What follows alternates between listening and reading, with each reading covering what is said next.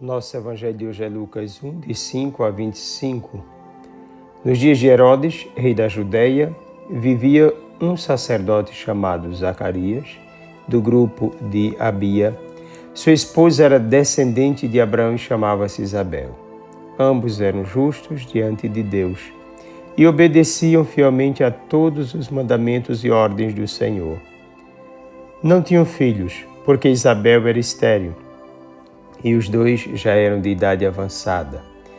Em certa ocasião, Zacarias estava exercendo as funções sacerdotais no templo, pois era a vez do seu grupo. Conforme o costume dos sacerdotes, ele foi sorteado para entrar no santuário e fazer a oferta do incenso. Toda a assembleia do povo estava do lado de fora rezando, enquanto o incenso estava sendo oferecido. Então apareceu-lhe o anjo do Senhor, de pé, à direita do altar do incenso. Ao vê-lo, Zacarias ficou perturbado e o temor apoderou-se dele. Mas o anjo disse: Não tenhas medo, Zacarias, porque Deus ouviu tua súplica. Tua esposa Isabel vai ter um filho e tu lhe darás o nome de João.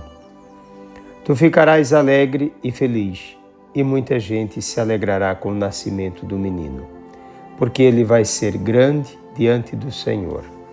Não beberá vinho nem bebida fermentada, e desde o ventre materno ficará repleto do Espírito Santo. Ele reconduzirá muitos do povo de Israel ao Senhor seu Deus, e há de caminhar à frente deles com o espírito e o poder de Elias, a fim de converter os corações dos pais aos filhos e os rebeldes à sabedoria dos justos, preparando para o Senhor um povo bem disposto. Então Zacarias perguntou ao anjo: Como terei certeza disto?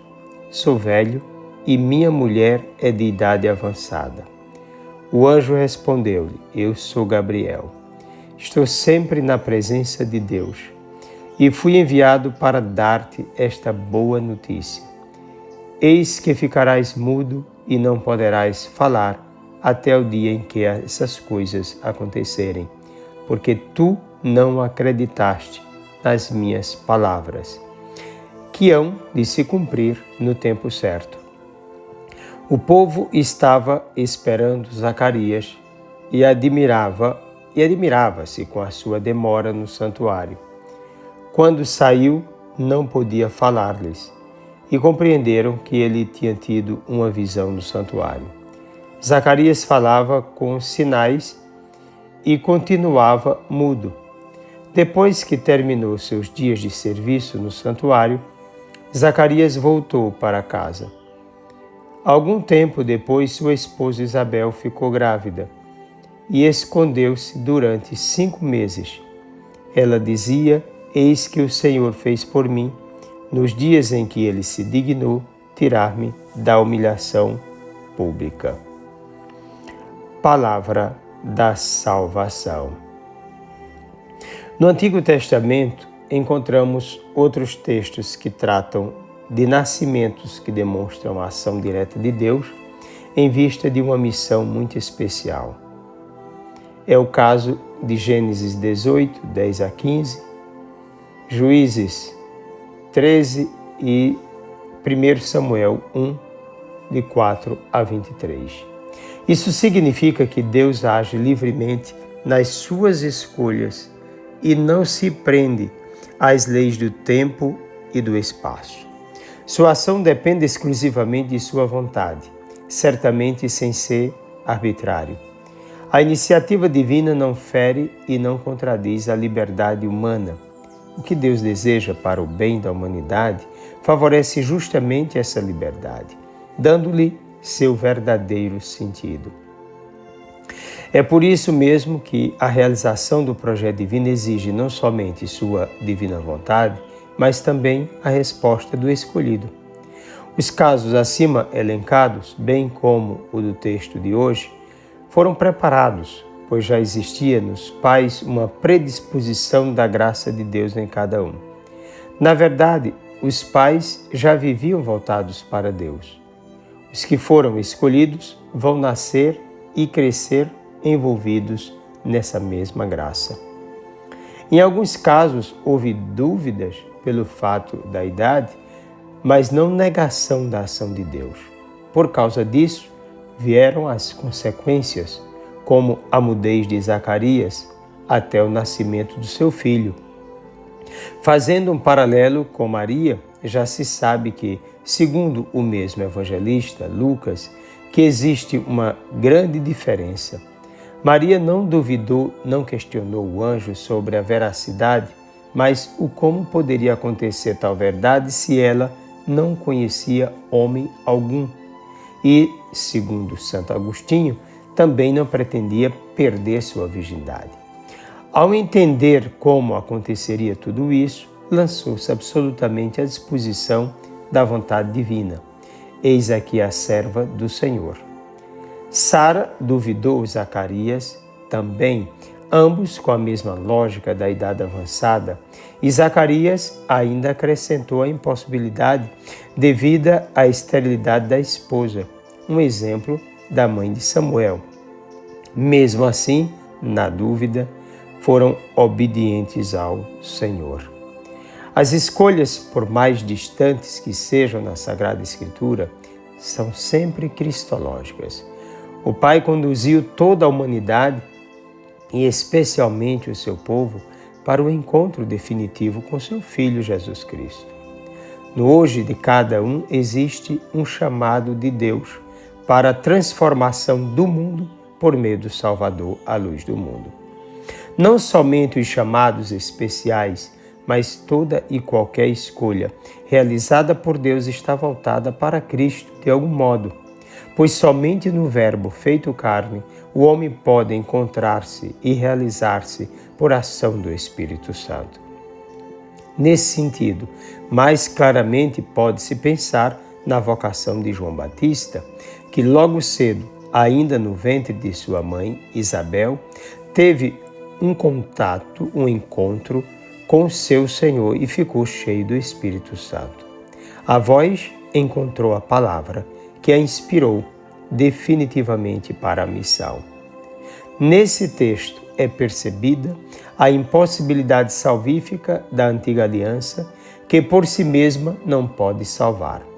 Assim como Isabel é estéril e também pela sua idade era impossível qualquer gravidez.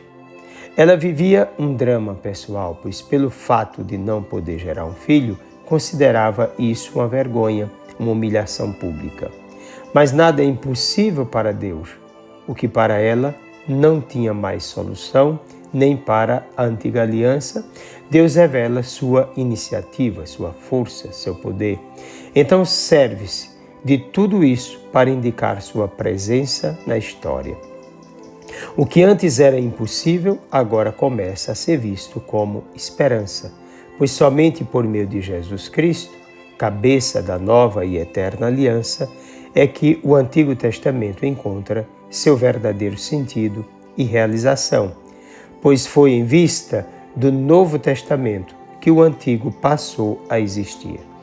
A vinda de Jesus Cristo fertilizou o povo de Deus, abriu novos horizontes, fortaleceu a esperança, fez brilhar toda a história, despertou os caídos e desenganados, abalou a região dos mortos, trouxe a vitória sobre a morte, o pecado e a antiga serpente e concedeu ao homem a graça de realizar o impossível segundo o Espírito de Deus, a graça de ser filho no Filho, de ser divinizado, de ser verdadeiramente humano. A presença do anjo Gabriel sinaliza a queda de todas as barreiras para a realização do projeto divino. Nada e ninguém pode impedir a nossa realização em Deus.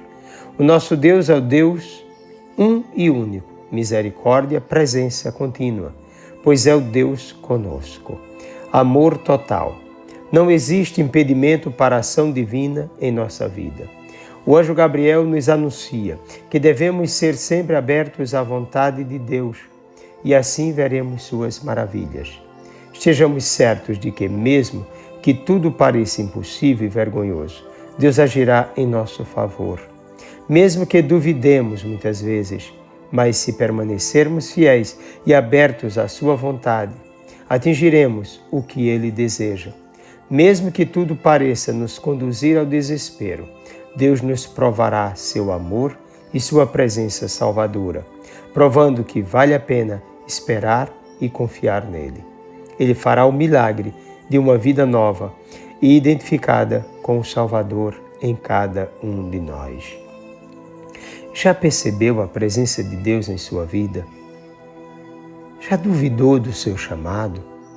Deixou-se conduzir por Ele? Já pensou na possibilidade de ser um verdadeiro instrumento da salvação de Deus? Como está a sua preparação para o verdadeiro encontro com Cristo neste Natal? Desça sobre ti a bênção do Deus Todo-Poderoso, Pai, Filho e Espírito Santo, um forte e carinhoso abraço.